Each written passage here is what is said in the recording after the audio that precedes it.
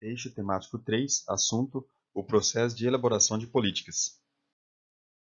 A burocracia e o Estado. A burocracia é uma forma de organização social particularmente aplicada às instituições públicas, que se caracteriza por uma estrutura hierárquica, regras e procedimentos formalizados. Max Weber, um dos principais teóricos da burocracia, descreveu-a como uma forma de organização baseada na racionalidade legal. Segundo Weber, a burocracia é essencial para a administração eficiente e racional do Estado.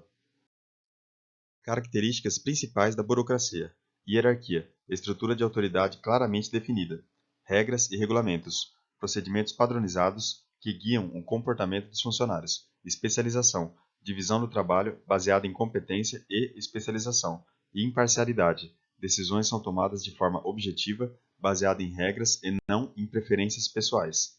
Documentação, registros formais e documentados de todas as atividades e decisões.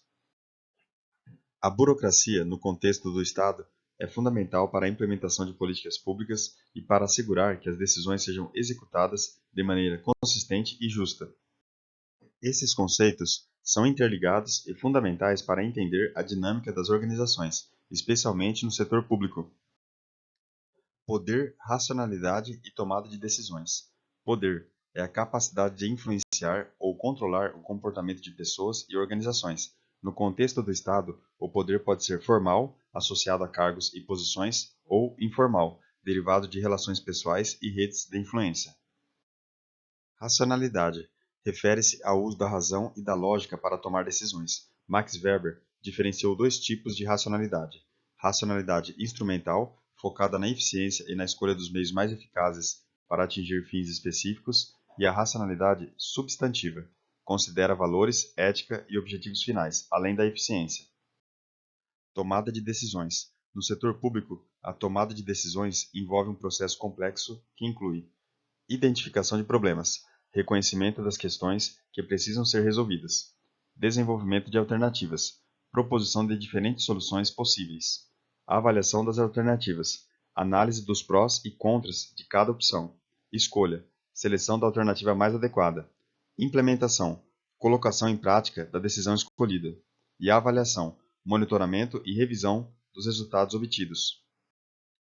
O papel da burocracia e a discricionariedade no processo de formulação e implementação de políticas públicas. A burocracia tem um papel central tanto na formulação quanto na implementação de políticas públicas. Formulação de políticas públicas envolve a definição de objetivos e a elaboração de estratégias para alcançar esses objetivos. A burocracia contribui para a formulação de políticas por meio de assessoria técnica, fornecendo dados, análises e previsões baseadas em conhecimento especializado. Consultoria, aconselhando os formuladores de políticas sobre as implicações de diferentes alternativas. Implementação de políticas públicas envolve a execução das decisões políticas e a administração dos programas e serviços públicos. Nesse processo, a burocracia é responsável por administração de recursos, gerenciando recursos humanos, financeiros e materiais. Execução de tarefas, realizando as atividades necessárias para cumprir os objetivos das políticas públicas. Discricionariedade refere-se ao poder que os burocratas têm para tomar decisões dentro dos limites estabelecidos por leis e regulamentos. Embora a burocracia deva seguir regras, muitas vezes há espaço para interpretação e julgamento, especialmente em situações complexas onde as regras não são claras ou são insuficientes. A discricionariedade pode ser tanto positiva quanto negativa. Positiva permite flexibilidade e adaptação às circunstâncias específicas, possibilitando soluções criativas e eficazes. Negativa pode levar a abusos de poder, favoritismo ou decisões arbitrárias se não houver mecanismos adequados de controle e responsabilização. Em resumo, a burocracia é uma estrutura essencial para a organização e operação do Estado, desempenhando um papel crucial na tomada de decisões e na implementação de políticas públicas. A racionalidade e o poder são elementos-chave nesse processo, influenciando como as decisões são feitas e aplicadas. A discricionariedade, por sua vez, é uma característica inevitável da burocracia, exigindo um equilíbrio cuidadoso para garantir que as políticas públicas sejam implementadas de maneira justa e eficaz. Vejamos agora algumas questões anteriores sobre políticas públicas. Qual dos instrumentos de planejamento abaixo tem como estrutura conceitual metodológica o triângulo de governo? Planejamento estratégico situacional. Todo tipo de avaliação compreende diversas etapas. Qual das etapas abaixo se inclui entre as etapas específicas da análise custo-efetividade? Definição do problema, diagnóstico da situação, seleção da melhor alternativa e incerteza e análise de sensibilidade. O debate sobre a formulação de programas e projetos envolve um extenso rol de conceitos. Dentre eles temos: os objetivos são declarações de intenção quanto a cenários futuros, que sintetizam hipóteses acerca das relações entre os meios e fins de uma intervenção. Uma meta representa um detalhamento de um objetivo ou produto de uma intervenção, a ser usado como um parâmetro de desempenho contra o qual o resultado obtido será comparado. As metas são compromissos expressos em termos de quantidade, objeto e prazo, devendo ser realistas, precisas e mensuráveis. Numa árvore de objetivos, a identificação dos meios delimita as possíveis alternativas de intervenção, que devem ser selecionadas com base em critérios claros. Apesar das muitas controvérsias entre os teóricos na área de avaliação, existem alguns conceitos e distinções razoavelmente consensuados, como os que se referem à avaliação somativa e avaliação formativa.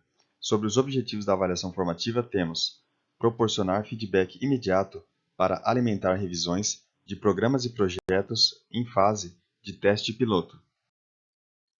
Identificar aspectos ambientais favoráveis e desfavoráveis ao êxito de um projeto ou programa em fase inicial de implementação, a fim de definir estratégias para melhorar o seu desempenho. A análise custo-benefício proporciona um guia para hierarquizar alternativas de investimentos em projetos a serem executados ou já em processo de execução. Examine as assertivas abaixo sobre a análise custo-benefício.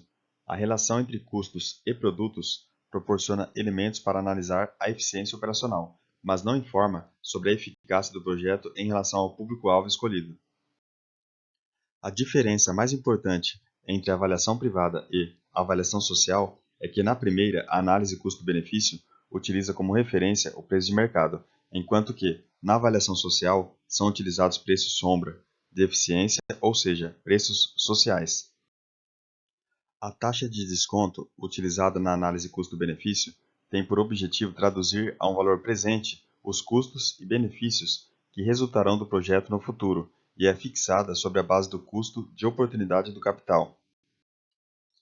A análise custo-benefício permite averiguar se os projetos são ou não rentáveis, comparando os fluxos atualizados de benefícios e os custos previstos em sua implementação.